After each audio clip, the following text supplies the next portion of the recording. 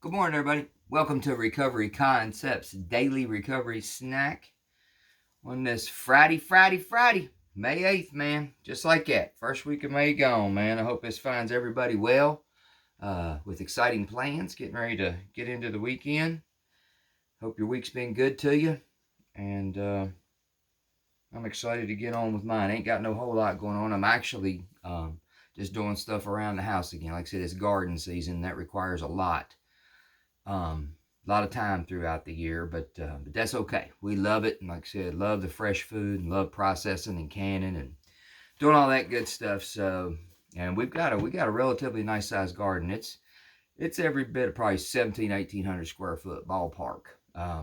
So it's a little bit to handle, but my wife loves it. I love it, and like I said, we like all the benefits of having it. So forward we go, man. Got to do the work. So let's dive in here and see what we got going on for May 8th. All right, I can pronounce this name. We got a quote from Henry Ford. My best friend is the one who brings out the best in me. To be a friend involves risk. Friends confront each other when it's needed, but they do it out of love and with compassion. All of us need a friend who will tell us when we are acting out of line, when we are not able to see the forest for the trees. Friends are there for us in the struggles, rooting us on, maybe testing us a bit, helping us get past the difficulties, and eventually helping us find the gift embedded in them. Friends risk upsetting us if it means we may become better people. Friends risk upsetting us if it means we may become better people. That's I think that's love right there. We need to be grateful for these people. Theirs is not always an easy job. Many of us have big egos. We don't want to be told that we are wrong. However, friends keep seeing the best in us, even when we aren't acting our best. Theirs will be the faces we see when we look back at our lives, especially at times of crisis and challenge. Prayer for the day. Higher power, help me to be a friend and help me to be grateful for my friends. Today's action. Today I will work to bring out the best in those around me, even if it means saying the hard things. If I must confront someone, I will only do it if I can do it with love and compassion. My associates and associations in early recovery changed a whole lot. This last go round anyway, because I started doing what people suggested instead of doing recovery like I wanted to do it, like Chris's style recovery. I started doing 12-step recovery. We need to be grateful for these people. Theirs are not always an easy job. Many of us have big egos, don't want to be told that we are wrong. However, friends keep seeing the best in us even when we aren't acting our best. That hits that touches me a little bit, man. It just is what it is, man. I got two friends of mine, three actually, but two of them that are extremely close to me to this day. Three of them that I know, but two of them I keep up with. 40 plus year friends. And through all of it, we all met pretty much around the first day of 8th grade, right around 8th grade. We all met. Me and one of them showed off so damn much that his dad moved him to another school. I might have even mentioned it before or whatever. But the other one, him and I, stayed in school together in the same school. And then we progressed throughout and hung out real tight. My other buddy had moved to another school. We had little blips early on where we didn't keep up quite as much. He was at a different school. But to this day, right now, I have a couple of 40-year friends that made it all the way through all the addiction stuff and all that shit aside, man. When I started popping out the other side with all my feelings and shit raw, scared to death of who was going, what woman's going to want me, what kind of fun am I going to be, nobody's going to want to be around me. All this stuff that we tell ourselves, man, during this thing, man. I had a couple of these cats, man, show back up, man, and just tell me how grateful they were that I was trying to do something, man. It was fearful for me, I mean, I don't know who I thought I was fooling, especially toward the last 10 years or so, 10, 12 years or whatever. I mean, it was quite damn obvious there was a problem, if you went anywhere with me or did anything with me, you just could not see it. You could not see it.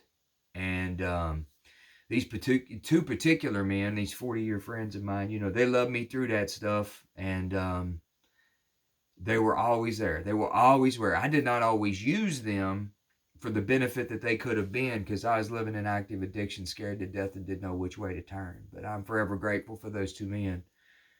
And I have also, in recovery, found a different set of friends, because I lost a bunch of them. I lost a bunch of them during the journey or whatever. There was a bunch of people that didn't want to hang out with me anymore. And there was a bunch of them that would have hung out with me that I could not hang out with.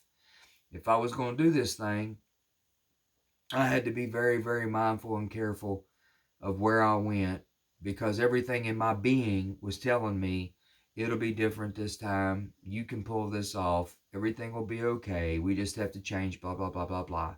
And I knew that was all bullshit by that time. I knew that if I took one drink or one recreational drug, I'd be off to the races again. And my last relapse was 3 years. And that's a long one. I am a poster child for no moderation. I will be all in it or all out of it, whatever it is. I don't play. You don't see me go out and catch no 3-beer buzz and come back in and scoop up a white chip. I wish I would have. Don't get it wrong. I wish I would have. That would have hurt a hell of a lot less than how I showed up after my last relapse. But that evidently so far is not how I've done it. I'm doing my very best not to try that situation again. But it's sentimental to me, man, and it's powerful to me to have the friends with the longevity of time that I have with some of them. And the ones that are new to me, man, help me shape my new life, man. Those cats too, man, they love me, man, till I could figure out how to love me, because I didn't like me very much, man. These are the ones that just, sat around, heard me rambling and stuff in rooms of recovery, man, where I was just trying to do what I thought I was supposed to do, and I hadn't really got to the point where I figured out I needed to shut up and listen and try to apply these things. When I showed up to recovery, all I knew real clearly, 100%, without debate, it was not debatable, was I could not drink and drug successfully anymore. I did not have the answer to make that work. And I was faking it hard, trying to just do anything but drink and drug, man. And, I was a mess. I was a flat mess. And there's a bunch of men in this area in Southwest Virginia, in and around the Roanoke Valley, and some women too. As I went along or whatever, I got around some strong women. But in the beginning, they told me, guys with the guys, girls with the girls, whatever.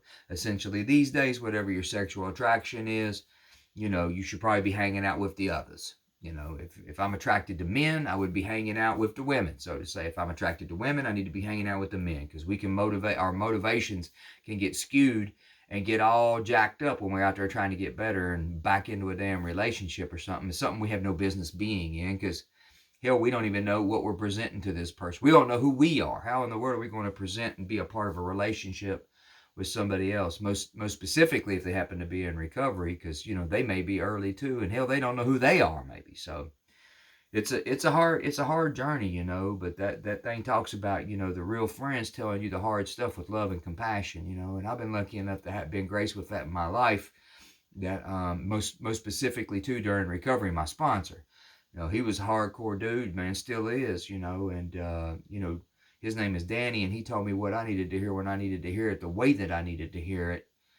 I don't believe in coincidences, man. There's something bigger than me running the show, man. There's something out there putting it all together. And I landed with that, man, because that is who would serve this up to me in a way that was undeniable, that I needed, that would get my attention, and help me, try to ease into this thing and figure out, how can I be a part of this recovery thing, But it takes a village. I've heard that all my life growing up and everything. I don't think it's that different in recovery. For me anyway, it took a village, because my intentions wasn't bad, but hell, they never really were. I just found myself lost. When I showed up in recovery, my intentions wasn't bad, but I didn't know what the hell to do. And I was emotionally, spiritually, physically just wrecked. And it was a long, tedious road to get those things turned around. I'm grateful for my long-term friends, and I'm grateful for the ones that I've met during my journey. So anyway, that's what I get out of today's reading. Hope you guys, got a little something out of it. All is well. We'll just we go back up and do it again, Lord willing, tomorrow. Y'all know the spiel. Please share this on social media. Tell a friend if you're moved to do so. I don't want to be begging like that or whatever. If you move to do so, share it on social media. Tell a friend. Subscribe, like, and I'm glad you're here and just trying to keep this thing growing, man. Y'all have a blessed day. Come on back tomorrow and we'll make a Saturday out of it. Thank you so much for joining. Bye bye.